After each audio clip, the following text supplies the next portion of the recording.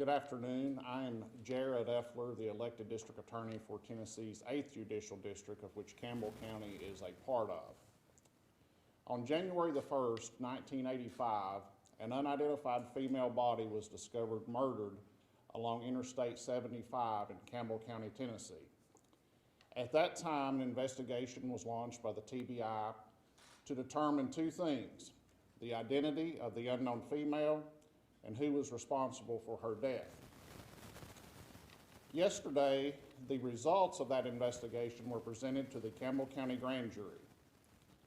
The grand jury found that the unidentified body was that of Tina Marie Farmer of Marion County, Indiana.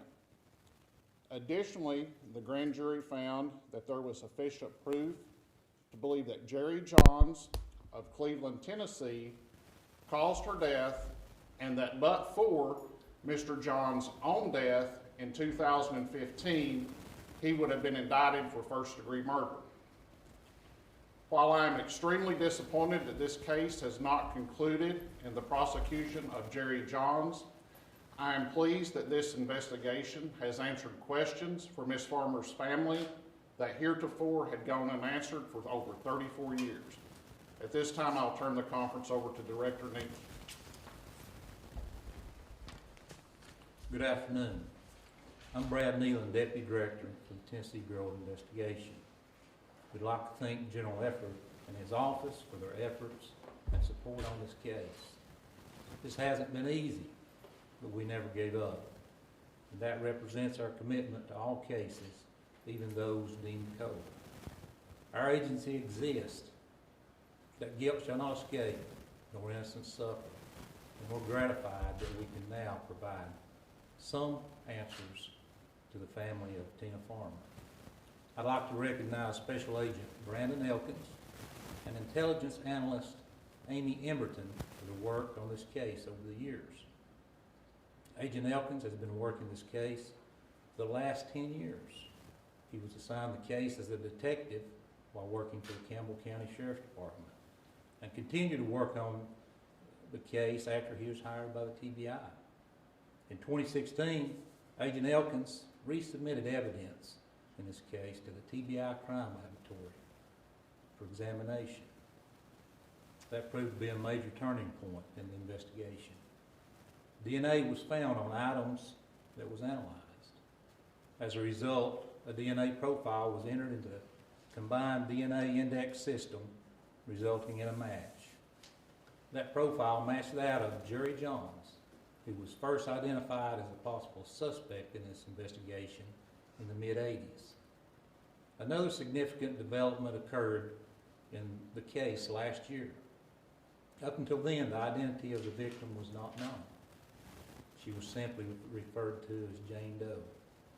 In August 2018, Agent Elkins was made aware of a website that focused on missing persons cases. One of the individuals listed on the website was Tina Marie McKinney Farmer, who was reportedly missing from Indiana. Ms. Farmer matched description of the unidentified female found in Campbell County. TBI intelligence analyst Amy Emberton was able to track down a fingerprint card on Farmer from the early 80s.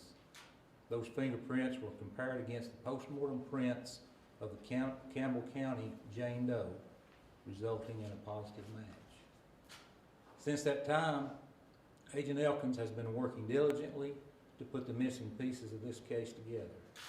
This is a perfect example of how determination, combined with traditional police work and modern-day science, can lead to major developments in cold cases. We have more cases like this to pursue, and we will pursue them as time and resources allow, because we believe justice demands it. We're going to now open it up for questions. Also on the screen, that's Tina Farmer, and that's the suspect, Jerry Johns.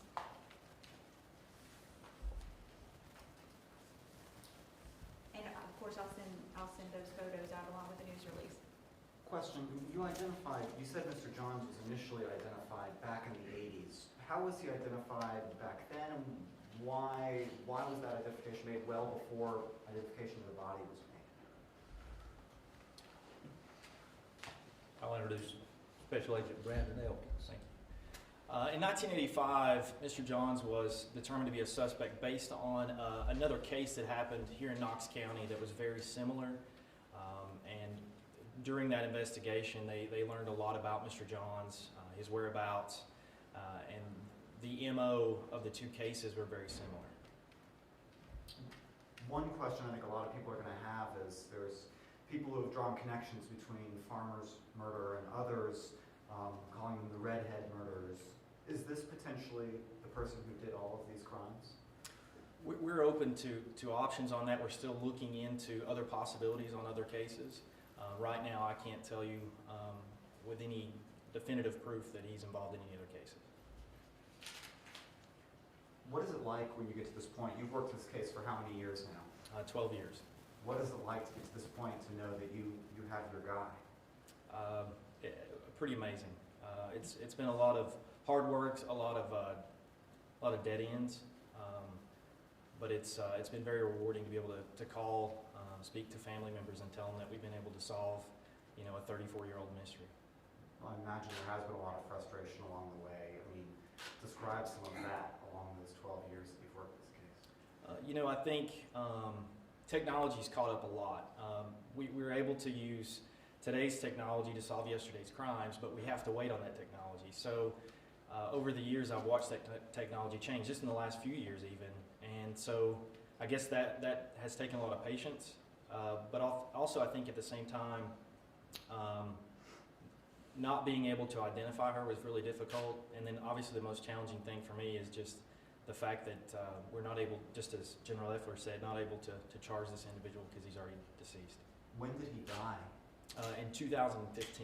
So fairly recently, since you've been working on this case. That's right. We have a mugshot for him. Were there other crimes for which he was charged? Yes, he'd been convicted of other crimes.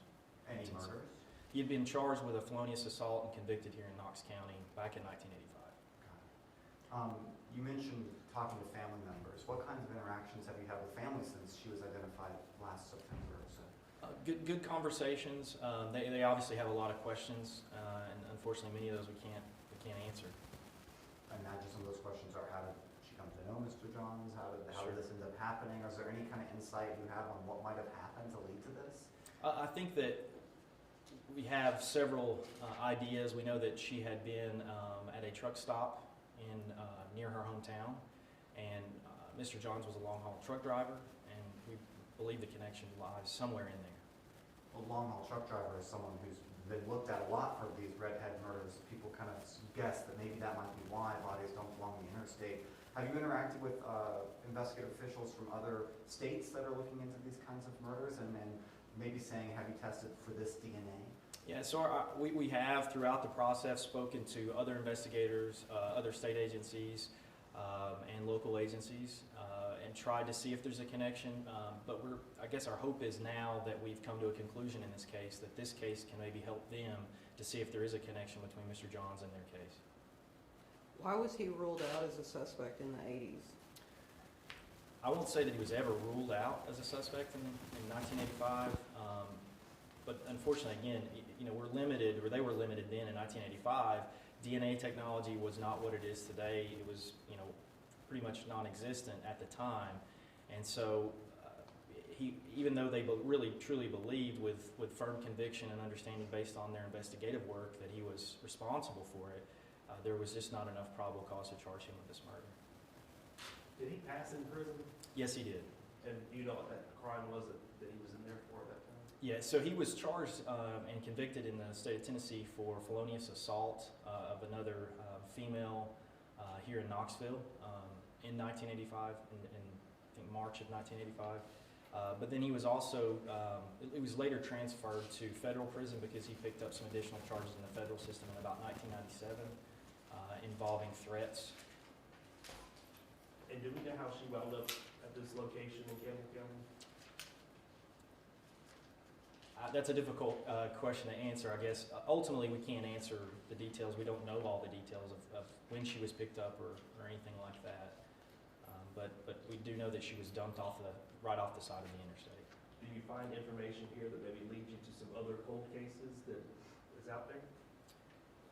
it's always a potential option for us. You know, we're definitely looking at other cases that could match this one. Is the case up in Kentucky where the female was found in the refrigerator? I think her name was Epsy or something like that. Is she, or is he a suspect in that? I can't answer that question just because we're not working, and I don't know if he's one of their suspects or not at this point.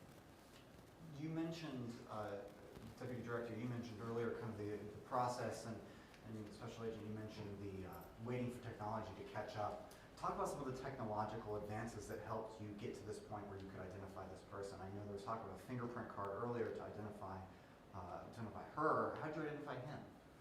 You know, so one of the things that changed, and I can't remember the year. I know it was probably in the early 2000s. I don't remember when CODIS went live in Tennessee. But one of the things that's really helped law enforcement is that when offenders are charged with crimes, their DNA is collected. And so that system, when it's available, or with someone's DNA, it gives us the ability to link cases that we don't know who the suspect is. And so DNA technology changing has made it possible for us to be able to find the profile on the items, and then that match is what made all the difference. But also in this case, I think social media played a role. You know, through this amateur website that we got the tip to, we were able to use Facebook to find where that original post had been made, and ultimately that's what led to contacting the farmer family and helping us to make the match. Is that website called the Doe Network? No, That's not that? Okay. no. What was her family's reaction to this news that you guys presented us today? I think probably mixed emotions. I think they were happy to have some sort of conclusion, but I think kind of like the rest of us, you know, it's an odd conclusion because he's already, you know, deceased. So I think they're happy to know that we've continued to work on this case. As the Deputy Director said, we continue to push forward on these cases regardless of where they're at. But I think it will, in time, provide some peace and closure, I hope. So is this now closed officially, like the investigation, or do you look for any other evidence or anything, people for that matter? We'll continue to work with other agencies or information that comes in that may be related to Mr. Johns and other cases. But this particular case itself, is it closed? Is there anyone else that could be involved, or? There's no indication of that. The findings of the grand jury yesterday, and you all will be provided a copy of those at the conclusion of the conference, spell out with great specificity why we believe that Mr. Johns is responsible for the murder of Tina Marie Farmer. Sir, if you want to podium, I got one question for you. If Mr. Johns was not deceased, what would you charge him with? Based upon the grand jury findings yesterday, had Mr. Johns been alive at the time the case was presented to the grand jury yesterday, he would have been charged for the first-degree murder of Tina Marie Farmer. What is it like for you to know that you can't bring that charge? It's extremely disappointing because, as Agent Elkins said, we do face this conclusion with mixed emotions. While we are glad to provide answers to Ms. Farmer's family, we are extremely disappointed that we're not able to prosecute Mr. Johns. Any other questions? I just have one for you, Special Agent, and I know, I'm just trying to remember my facts on this. Ms. Farmer was in her 20s, is that right? What kind of information can you give us about her? Yeah, she was 21 years old at the time. 21 years old at the time, and was she pregnant? She was. Did that play a role at all in this, do you think? I think it's definitely something that we looked at the time to try to determine if that had any bearing on what caused her death. But that information never became necessary as far as this conclusion is concerned. And is there any indication on when she was killed versus when she was found? According to the medical examiner's report from then, it was within just a few days. Of course, it was very cold out. It was January 1st. Just to be clear, you don't have anything right now linking him, of course, we've heard the words tossed around, the redheaded murders. You don't have any information right now linking him to any of these other women? We do not have him, any sort of confirmation of a link at this point. But it's something you're looking into?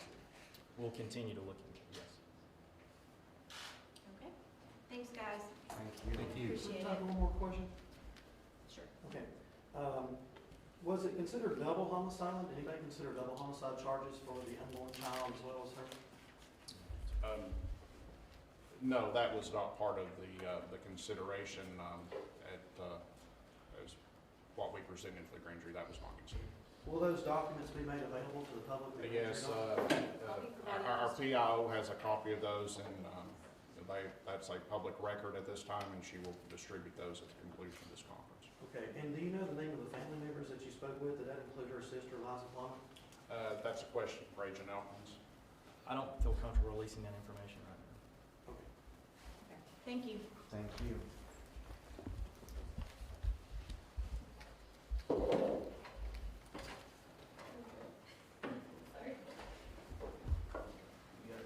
Thank you.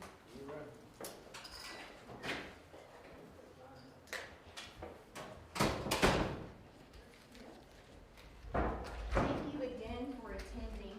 I'll be sending out a written version of that news release shortly. It has all of the pertinent information in it that you heard during the news conference. You just want to step over here as you have time.